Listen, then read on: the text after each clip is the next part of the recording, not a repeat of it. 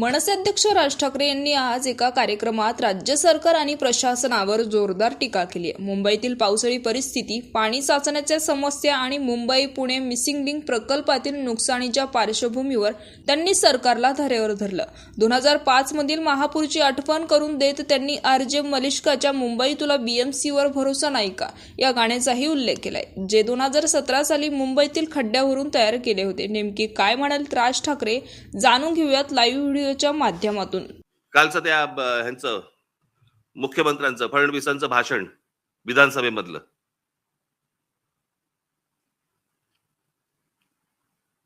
ते काय ते कुठला मिसिंग लिंक वरती म्हणे ते काय कोसळला, खांब कोसळला आणि पाणी सगळीकडनं येतंय, त्याचं म्हणे राजकारण करू नका. अरे वा, त्याच्यावर बोललं की राजकारण. मग इतकी वर्ष आपण काय करत होतात? दुसऱ्यांच्या सरकार जेव्हा होती दुसऱ्यांची, त्यावेळेला तुम्ही काय करत होतात? त्यावेळेला जी आंदोलनं झाली ते राजकारण नव्हतं. स्वतःच्या अंगाशी आल्यावरती ते राजकारण, विरोधकांचं राजकारण, असं कसं होईल? आणि काय म्हणतायत म्हणे, एक वेळ मला बोला पण महाराष्ट्राचा अपमान मी सहन करणार नाही. वा रे वा,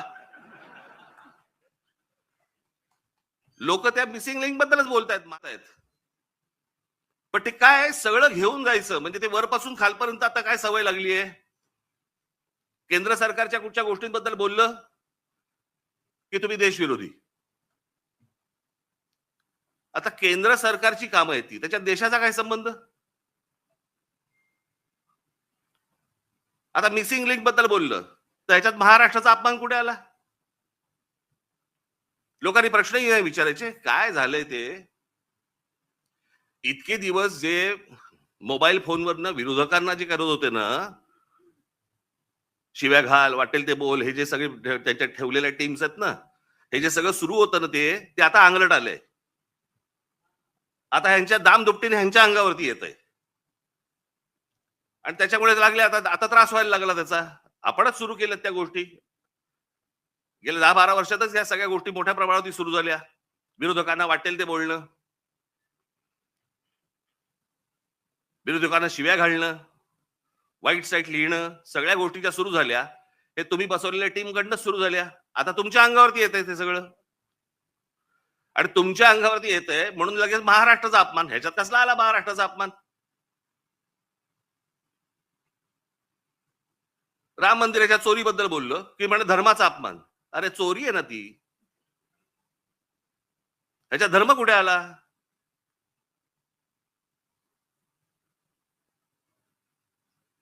बरं, त्या मंदिराबद्दल आम्हालाही आस्था आहे, प्रत्येक हिंदूला आस्था असेल.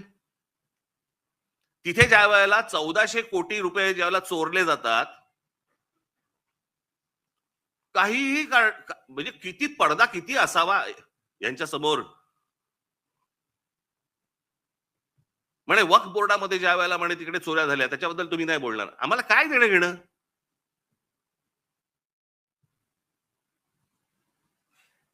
राम मंदिरामध्ये लोकांनी जे दानपेटीमध्ये टाकलं, जे श्रद्धेने त्या मंदिरासाठी दिलं, त्याची जर समजा चोरी होत असेल तर ह्याच्याबद्दल बोलणार नाही, बोलायचं नाही.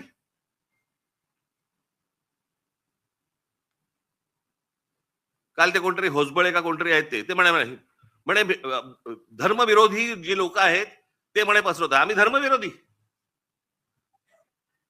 हा देश काय धर्मविरोधी आहे? तुमच्याकडे राम मंदिरामध्ये लोकांनी श्रद्धेने दिलेल्या गोष्टींची चोरी होते आणि हे सांगणारं कोण होतं?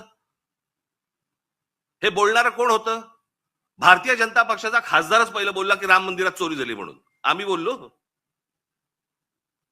हा देश बोलला?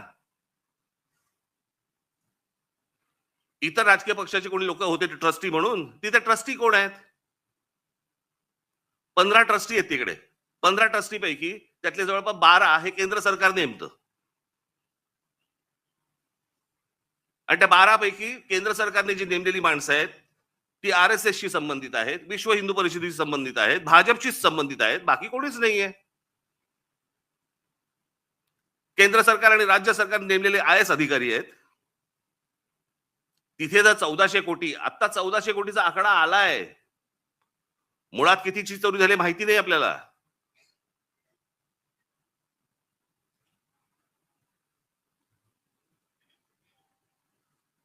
चोरी झाल्यावरती समजा असं पकडा, आता दुसऱ्यांचं कोणातरी सरकार असतं आणि राम मंदिरामध्ये चोरी झाली असती, भारतीय जनता पक्षाने काय केलं असतं? RSSने काय केलं असतं? विश्व हिंदू परिषदेने काय केलं असतं? मोर्चे काढले असते, सगळ्या गोष्टी केल्या असत्या. त्याच्यात नाही राजकारण. आता तुमची सत्ता आहे म्हणून विरोधकांनी केलं की त्याच्यामध्ये राजकारण आणू नका म्हणे. आता त्या मिसिंग लिंकचं झालं, यांचा एक मंत्री म्हणतो ते नैसर्गिक आहे, ही गोष्ट नैसर्गिक आहे, त्याच्यामध्ये राजकारण आणू नका. हे लक्षात ठेवा. हे तुम्ही काय अमरपट्टा घेऊन आलेला नाही आहात. उद्या तुम्ही विरोधी पक्षात जाल आणि ज्यावेळेला अशा काही घटना घडतील तेव्हा तुम्ही राजकारण करू नका. तेव्हाही सांगा लोकांना की नाही नाही नैसर्गिक आहे. एक झाड पडून काय मुलगा जातो, काय माणूस जातो, एक मुलगा शाळेमधला मुलगा गटारात काय पडतोय, काय नाही म्हणे नैसर्गिक आहे. नैसर्गिक? तुमचं सरकार आहे म्हणून सगळं नैसर्गिक, त्याच्यावर राजकारण करू नका, त्याच्यावर कोणी बोलायचं नाही.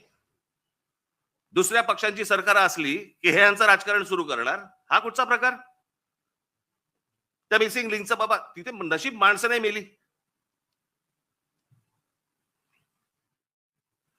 गंमत बघा, त्या मागे 2005 मुंबईमध्ये आला होता ना फ्लड, ते सगळं पाणी वगैरे तुंबलं होतं.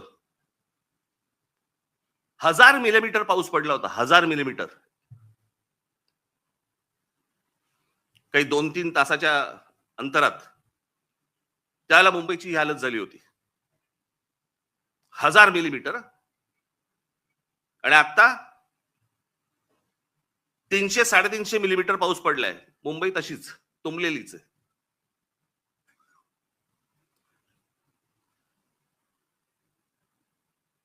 तेव्हा वारे बाप वाटेल ते बोलायचे, वाटेल ते सगळी आंदोलनं करायची, पैसे खाल्ले, हे केलं ते केलं, तेव्हा राजकारण नाही. आता मुंबई तुंबली नाही, नैसर्गिक आहे.